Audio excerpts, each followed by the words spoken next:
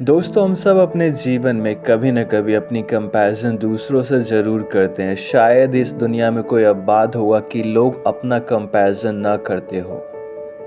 आज की कहानी उन लोगों के लिए जो अपना कंपैरिजन दूसरों से करते हैं, ये जाने कि वो किसके लायक है और जीवन में क्या हासिल कर सकते हैं और किस ओर बढ़ रहे हैं, उनके लिए क्या योजना है भगवान का।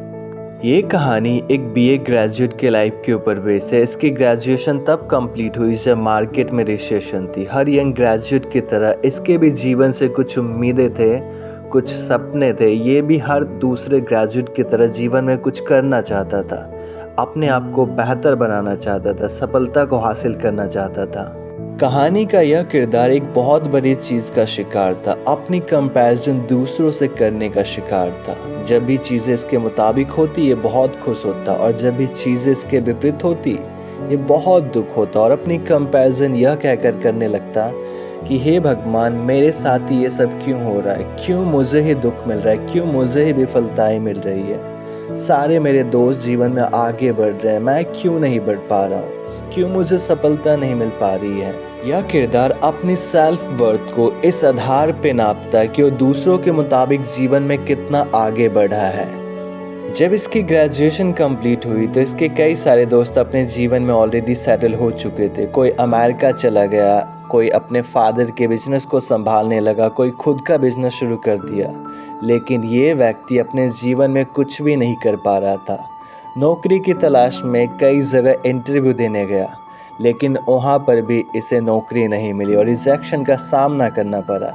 यह देखकर ये व्यक्ति और निराश हो जाता और अपनी कंपैरिजन दूसरों से करने लगता कि क्यों मेरे दोस्तों को अपने जीवन में वो सारी चीज़ें मिल गए जो वो चाहते थे और मुझे क्यों नहीं मिल पा रहा है। ये हमेशा खुद की कंपैरिजन करता, भगवान को कोसता, परिस्थितियों को कोसता, चीज़ों को कोसता। दोस्तों, इसके कंपैरिजन का सबसे बड़ा कारण ये था कि जो इसके जीवन से कुछ उम्मीदें थे, सपने थे, वो पूरा नहीं हो पा रहा था। जो ये नौकरी करना चाहता, जो ये नौकरी लेना चाहता, वो इसे नहीं मिल पा रहा था। और इसके दोस्तों को सारी चीज़ें मिल गया जो बिल्कुल नहीं चाहते थे, क्योंकि इसके माँ बाप ने इसे पढ़ाने के लिए लोन लिया था।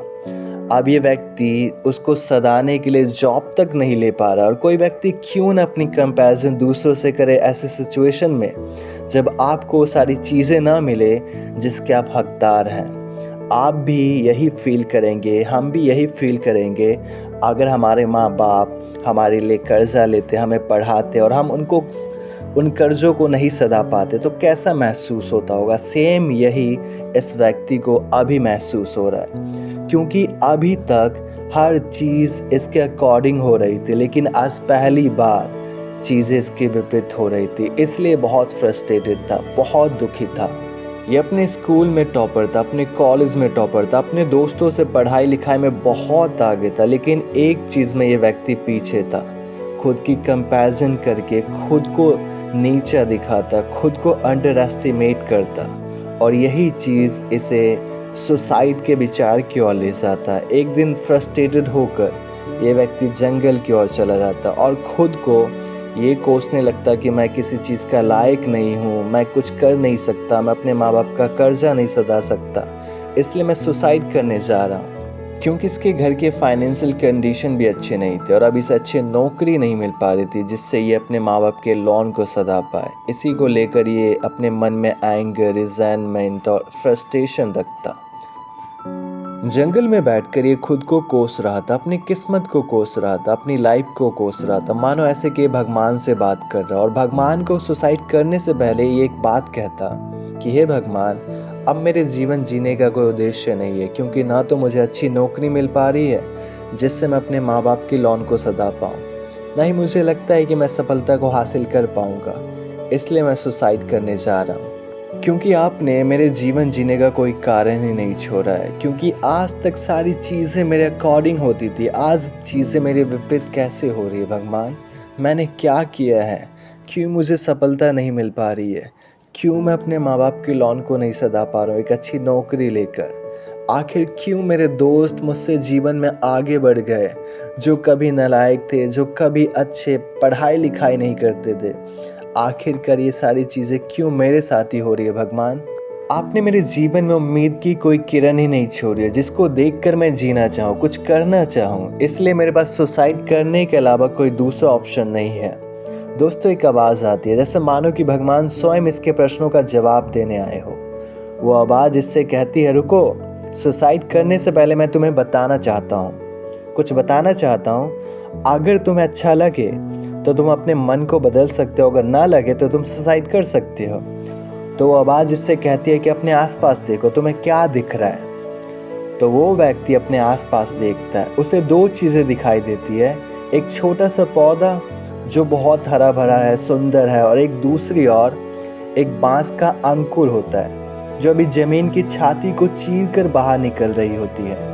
वह लड़का यह देखकर कंफ्यूज हो जाता है और वह उस आवाज़ से कहता है कि आप क्या बताना चाहते हो, मुझे कुछ समझ नहीं आ रहा है।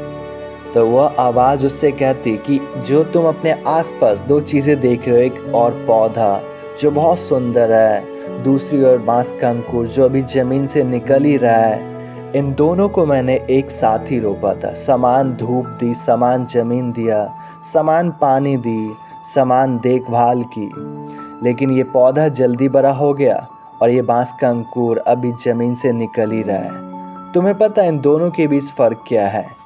उस आवाज़ ने उस लड़के से कहा कि इन दोनों के बीच सबसे बड़ा फ़र्क ये है कि इन दोनों को बढ़ने में अलग अलग टाइम लगा। मैंने दोनों को हर चीज़ समान दी, समान धूप दी, समान पानी दी, समान वातावरण दी, समान ज़मीन दी, एक समय पे रोपा, लेकिन दोनों की बढ़ने की प्रवृत्ति, बढ़ने की स्पीड अलग अलग है। इसी तरह अगर जीवन में तुम्हारे दोस्त तुमसे आगे निकल गए तो इसका मतलब ये नहीं है कि तुम अपने जीवन में कुछ कर ही नहीं पाओगे, तुम कुछ बन नहीं पाओगे, जो तुम हासिल करना चाहते हो वो चीज़ें हासिल नहीं कर पाओगे, बल्कि इसका मतलब ये है कि तुम्हारा टाइम आएगा, और जब तुम्हारा टाइम आएगा तुम अपने जीवन में वो सारी चीज़ें हासिल करोगे जिसके तुम लायक हो, जो तुम डिज़र्व करते हो। इसलिए अपनी कंपैरिजन दूसरों से मत करो, और हाँ, अपने दोस्तों की सफलता को देखकर भी मत जलो, क्योंकि झाड़ी तो यूं ही बड़े हो जाते हैं, वृक्षों को बढ़ने में समय लगता है। तुम वो वृक्ष हो जो अपने जीवन में इतनी ऊंचाई तक जाओगे जो तुम्हें कोई नहीं रोक पाएगा। फिर उस आवाज़ ने उस लड़के से कहा कि जब ये पौधा बढ़ रहा था तब दूसरी ओर बांस का अंकुर ज़मीन में रहकर अपनी जड़ को मजबूत कर रहा था। ठीक इसी प्रकार से जब तुम्हारे दोस्त अपने जीवन में सेटल हो रहे थे, आगे बढ़ रहे थे, तब तुम अपना जड़ मजबूत कर रहे थे, और जब तुम्हारी बारी आएगी तो तुम जीवन में अपने इतना आगे बढ़ोगे, इतना ऊंचाई तक जाओगे कि तुम्हारी कंपैरिजन किसी से भी नहीं की जा सकती है।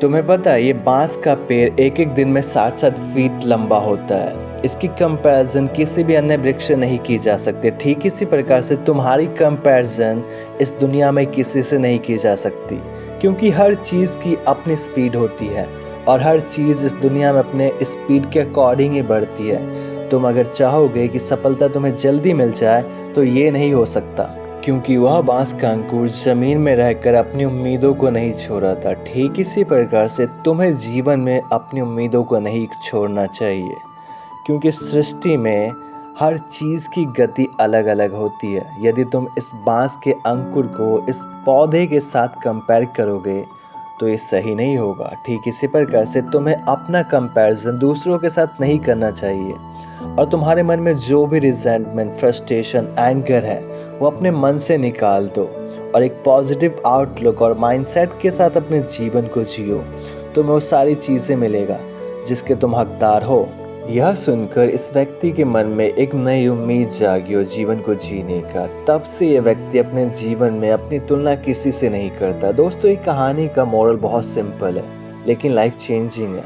यदि आप इस कहानी के नैतिक को समझ लेते हैं तो आप अपने जीवन में कभी भी अपनी कंपैरिजन दूसरों से नहीं करोगे, क्योंकि हम अक्सर अपने जीवन में यह सोचकर अपनी कंपैरिजन करते हैं कि हमारे पास वो सारी चीज़ें नहीं है, हम नालायक हैं, हम कुछ कर ही नहीं सकते, हम सफल बन ही नहीं सकते, क्योंकि सफल लोग तो कुछ नेचुरल पावर के साथ पैदा होते हैं, उनके पास बहुत सारी चीज़ें हैं, उनकी परिस्थिति अच्छी होती है। लेकिन ऐसा कुछ भी नहीं है। ये हमारा माइंडसेट है, ये हमारा एटीट्यूड है जो ये तय करता है कि हम अपने जीवन में क्या बनेंगे और क्या नहीं बनेंगे। हर चीज़ की गति इस दुनिया में अलग अलग है। यदि कोई आपसे पहले सफल हो जाता है तो इसका मतलब ये नहीं है कि आप सफल नहीं हो पाओगे। यदि कोई आपसे आगे बढ़ जाता है तो इसका मतलब ये नहीं कि आप उससे आगे नहीं बढ़ पाओगे।